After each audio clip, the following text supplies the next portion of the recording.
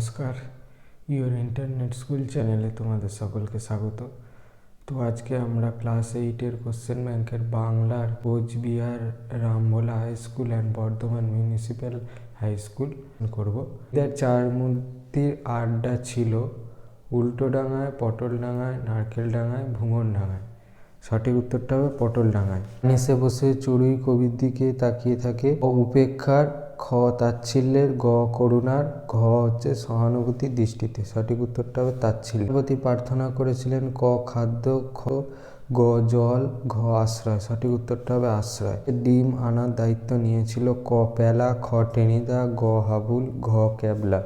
সঠিক উত্তরটা হবে প্যালা। বোঝাপড়া কবিতাটি যে কাব্যগ্রন্থের অন্তর্গত সেটি হলো ক পত্রপুট, খ খনিকা, গ গীতাঞ্জলি, ঘ পুনশ্চ। সঠিক উত্তরটা হবে খনিকা। রবীন্দ্রনাথ শব্দটিতে দল সংখ্যা 4টি, 5টি, 3টি, 6টি। সঠিক উত্তরটা হবে 4টি। এরা করে এখানে রেখাঙ্কিত অংশে যে ধ্বনি পরিবর্তন ঘটেছে তা হলো ক অপনিহিতি, খ সমীভবন, গ অভিশ্রুতি, ঘ ধ্বনি বিপর্যয়। সঠিক উত্তরটা হবে অভিশ্রুতি। ভারতবর্ষ শব্দটিতে দল সংখ্যা ক 3টি, খ 5টি, গ 4টি, ঘ 6টি। সঠিকটা হবে 4টি। নারকেল, এখানে ধ্বনি পরিবর্তনের যে নিয়মটি অনুসৃত হয়েছে তা হলো ক মধ্য স্বরলোপ, খ আদি স্বরলোপ, গ মধ্য স্বরাগম, ঘ আদি স্বরাগম। সঠিকটা হবে মধ্য স্বরলোপ।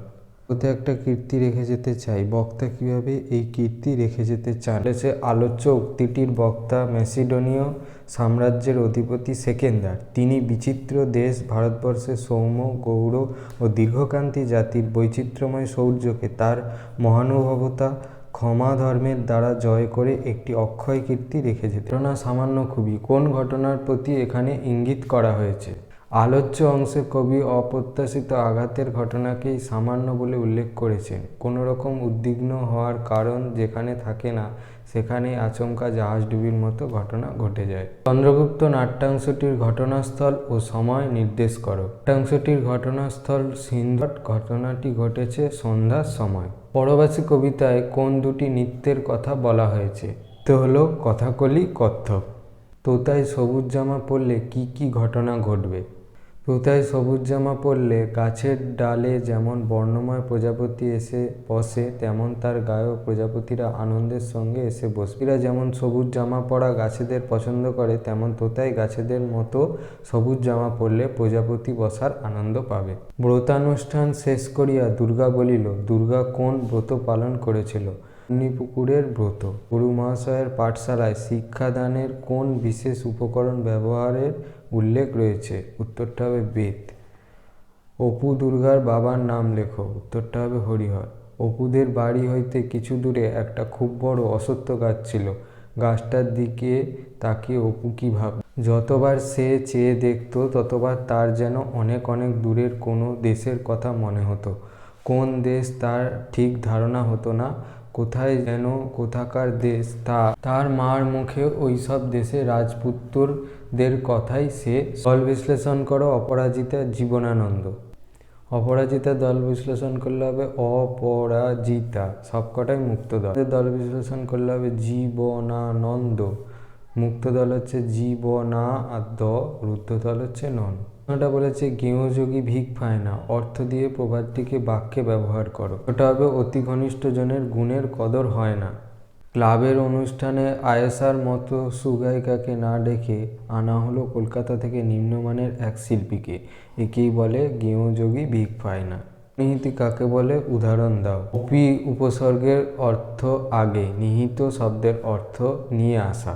অপনিহিতি নামটি প্রক্রিয়াটির ইঙ্গিতবাহী। শব্দের মধ্যে অবস্থিত হস্যই বা হস্য ধ্বনি নির্দিষ্ট স্থানের আগে উচ্চারিত হওয়ার যে প্রবণতা বা রীতি তাকে অপনিহিতি বলা হয়। যেমন করিয়া কইরা, রাখিয়া রাইখা, কালি কাইল, আজি আইজ, মাছুয়া মাউছুয়া, নাটুয়া নাউটুয়া ইত্যাদি। বিশ্লেষণ করে মুক্ত দল ও রুদ্ধ দল চিহ্নিত করো। বাতাস। বাতাস দল বিশ্লেষণ করলে বা আর তাস। বা হচ্ছে মুক্ত দল, তাস হচ্ছে রুদ্ধ দল। মধ্য স্বরাগমের অপর নাম স্বরভক্তি কেন? মধ্য স্বরাগমের অপর নাম স্বরভক্তি কারণ উচ্চারণের সুবিধার জন্য সংযুক্ত ব্যঞ্জন ধ্বনির মাঝখানে স্বরধ্বনি আনা হয়।